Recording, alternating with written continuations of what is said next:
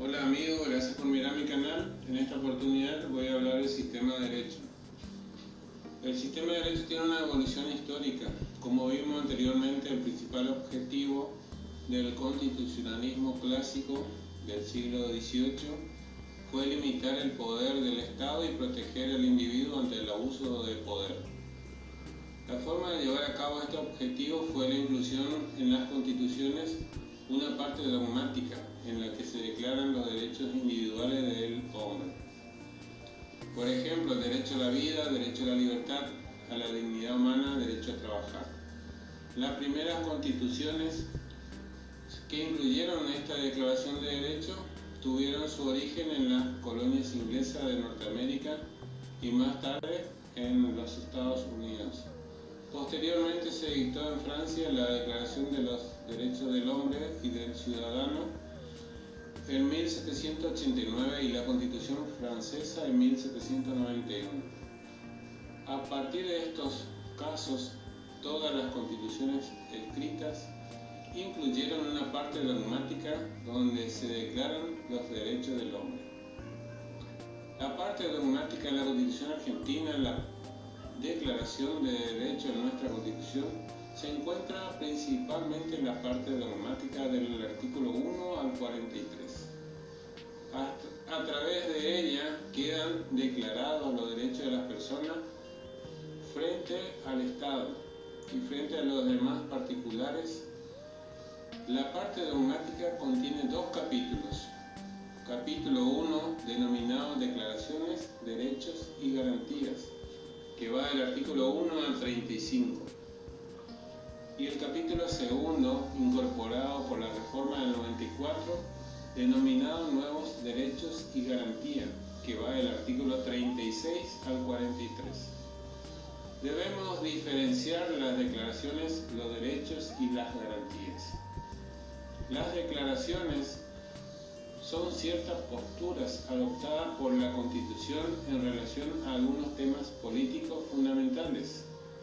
Ejemplo, la forma de gobierno en el artículo 1, el culto católico en el artículo 2, el sistema representativo en el artículo 22, el mecanismo para reformar la Constitución, artículo 30. Los derechos son facultades reconocidas por la Constitución a las personas o grupos sociales.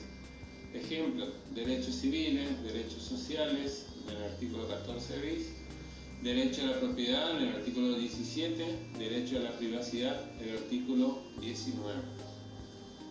Luego vienen las garantías.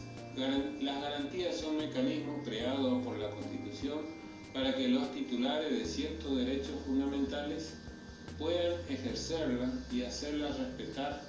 Ejemplo, acción de amparo, habeas corpus, defensa en juicio. Los tratados internacionales en nuestro país, los derechos de las personas no surgen solo de la parte dogmática de la Constitución. También hay que tener en cuenta los tratados internacionales son derechos humanos de lo que la Argentina forma parte, ya que en ella se encuentra enumerada una gran cantidad de derechos. Por eso decimos que nuestro sistema de derecho surge de dos fuentes distintas.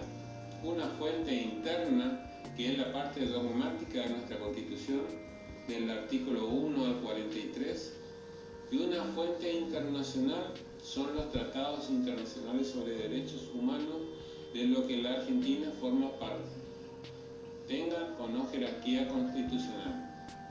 Derechos explícitos e implícitos, que serían los enumerados y no enumerados. Nuestra Constitución contempla diversas clases de derechos, algunos de ellos explícitos y otros implícitos. Los derechos explícitos o enumerados son aquellos derechos que se encuentran declarados expresamente en el texto de la Constitución. Por ejemplo, los derechos que surgen en el artículo 14, derechos civiles, artículo 14 bis, derechos sociales. Artículo 17, derecho a la propiedad. Artículo 20, derechos de los extranjeros.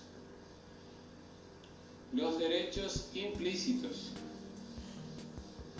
o también no enumerados, son aquellos derechos que se encuentran declarados expresamente en el texto de la Constitución, pero que surgen del artículo 33 de la misma. Artículo 33. Las declaraciones, derechos y garantías que enumera la Constitución no serán entendidos como negación de otros derechos y garantías no enumerados, pero que nacen del principio de la soberanía del pueblo y de la forma republicana de gobierno. Este artículo logra que ciertos derechos considerados fundamentales y que no fueron incluidos en el texto de la Constitución tengan nivel constitucional y sean respetados por todos. Ejemplo: derecho a la vida, derecho a la integridad física, derecho a la dignidad. Aunque este tipo de derechos no se encuentran enumerados en el texto de la Constitución, nadie puede negar su existencia. Si retrocedemos un poco en el tiempo, nos daremos cuenta de que la reforma del 94 introdujo en el texto de la Constitución algunos derechos y garantías nuevos. Sin embargo, desde antes de la reforma, algunos de estos ya se daban por incorporados a la Constitución por medio del artículo 33. Por ejemplo, la acción de amparo, el habeas corpus, el habeas data, la consulta popular. En este caso tenemos una opinión de Ernackian, en la cual elogia la redacción del artículo 33, diciendo que tiene una riqueza enorme porque permite la actualización permanente de la parte dogmática de la Constitución sin necesidad de reformarlo. Ahora veremos que hay tres tipos de derechos según en qué tiempo fue otorgado. Están los derechos de primera generación, derechos de segunda generación y derechos de tercera generación. Actualmente la doctrina divide a los derechos de las personas en tres categorías basándose en el orden cronológico en el que fueron apareciendo. Los derechos de primera generación. Los derechos civiles y políticos que fueron reconocidos a las personas durante la etapa del constitucionalismo clásico, fines del siglo XVIII. Por medio de este tipo de derechos se busca darle libertad a los individuos.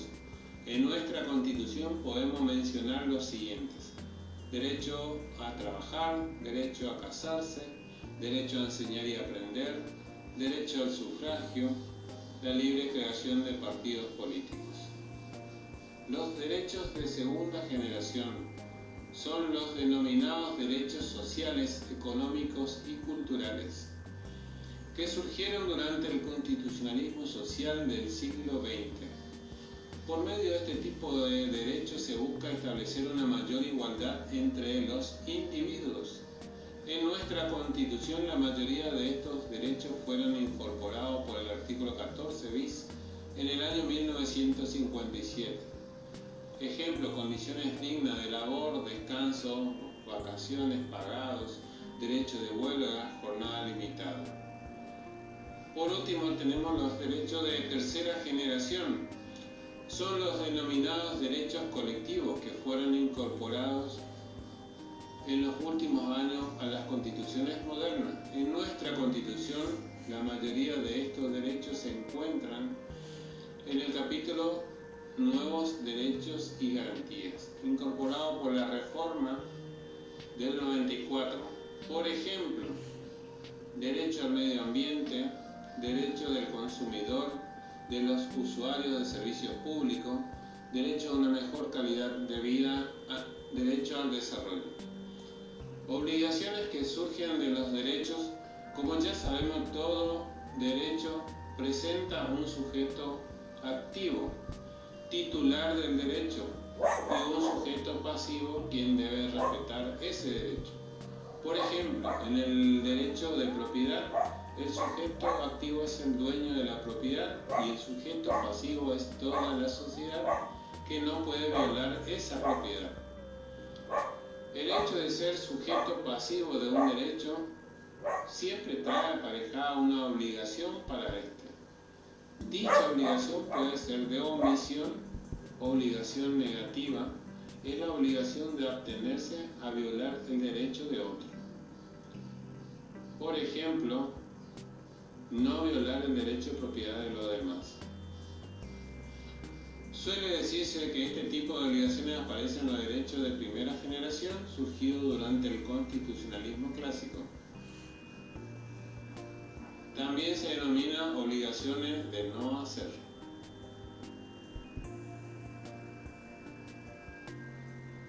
Surge otro tipo de obligaciones que es de hacer o de dar. Obligación positiva. Es la obligación que consiste en hacer o dar algo. Suele decirse que este tipo de obligaciones aparecen en los derechos de la segunda generación, derechos sociales, surgidos durante el constitucionalismo social. Por ejemplo, dar al trabajador una retribución justa, participación en las ganancias, descanso. También se denominan obligaciones de hacer y dar. Los intereses difusos. Los intereses difusos son una serie de derechos pertenecientes a grupos de personas. Por ejemplo, la defensa del medio ambiente, los derechos de los consumidores, la defensa del patrimonio cultural, histórico y artístico, los derechos pertenecientes a determinados grupos sociales, grupos religiosos, étnicos, para preservar sus creencias. Otras denominaciones utilizadas para mencionar a los intereses difusos son los intereses colectivos, derecho de incidencia colectiva, intereses de pertenencia difusa. En la reforma del 94 se otorgó protección a este tipo de derecho a través de la acción de amparo prevista en el artículo 43, segundo párrafo. Podrán interponer esta acción contra cualquier forma de discriminación y en lo relativo a los derechos que protegen al ambiente, a la competencia, al usuario y al consumidor, así como a los derechos de incidencia colectiva en general. El afectado, el defensor del pueblo y las asociaciones que propendan a esos fines registrados conforme a la ley, la que determinará los requisitos y forma de su organización. De esta forma, cuando se afecte un derecho de incidencia colectiva, los legitimados para promover la acción de amparo serán el afectado, el defensor del pueblo, las asociaciones protectoras de derechos afectados, ejemplo, Asociación Protectora del Medio Ambiente como Greenpeace.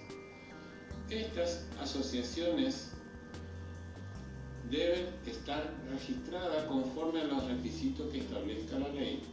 Recordemos que la acción de amparo está destinada a que el juez declare la inconstitucionalidad de la norma en la que se funda el acto lesivo. Los derechos y las garantías en el derecho público provincial. Las constituciones provinciales suelen tener, al igual que la Constitución Nacional, una primera parte donde establecen los derechos y garantías. Muchas veces suele suceder que estas constituciones enumeran una mayor cantidad de derechos y garantías de lo que enumera la Constitución Nacional. Pero, ¿están autorizadas para hacerlo? Sí, siempre y cuando los derechos y garantías enumerados se encuentran en conformidad a la Constitución Nacional y no la contradigan. Artículos 1 y 5 de la Constitución Nacional. De todas formas, los autores contemporáneos suelen discrepar según se trate de derechos o garantías. En lo referido a derechos, algunos autores como Vidal Campos se encuentran a favor de la ampliación de derechos por parte de las constituciones provinciales. Otros como Arnaquian consideran que esto es innecesario, ya que la Declaración de Derechos es privativa de la Constitución Nacional. En lo referido a las garantías, con respecto a la garantía, todos los autores coinciden en elogiar su ampliación en las constituciones provinciales. Sostienen que al incorporar nuevas garantías o al mejorarse las que ya existen, puede lograrse mayor efectividad en la defensa de los derechos. Vidar Campo opina que las provincias pueden, por ejemplo, mejorar las acciones de amparo, habeas data, habeas corpus y el sistema de control de constitucionalidad. Bueno amigos, esto es todo. Denle me gusta, compartan, dejen su opinión. Todo lo que ustedes hagan como un aporte a mi canal me va a hacer bien para seguir con este tema que tanto me gusta y me apasiona y quiero compartir. Gracias amigos, hasta la próxima.